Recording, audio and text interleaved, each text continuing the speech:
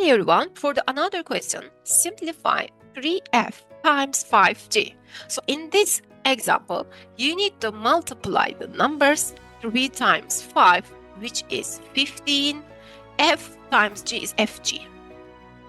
Okay, that is our answer. Okay, 15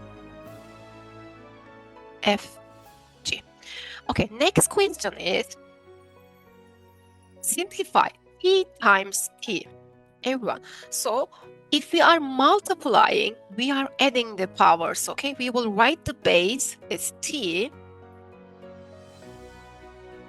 Adding the powers, we have the powers 1 and 1 here, but we don't see 1 plus 1 is 2. Okay, t squared. Okay, if it is for add, this is multiply. If it is adding, everyone, t plus t, which is 2t. So this one is a bit different, okay? So multiplying, adding the powers t squared, but if it is addition, you are adding one t, add another t, which is 2t.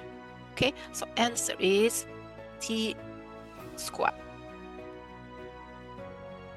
Okay, let's do another one. Simplify 2n plus 6n divided by 2. So first of all, I am going to do the numerator here.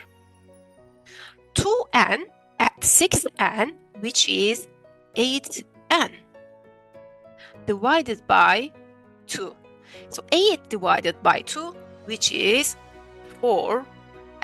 Our answer is 4n. Okay, the another one question. Simplify y plus 3y minus 2y. So these are all like terms. We will add them together. So y plus 3y, which is 4y. And we have take away 2y. 4y take away 2y, which is 2y. The answer is 2y.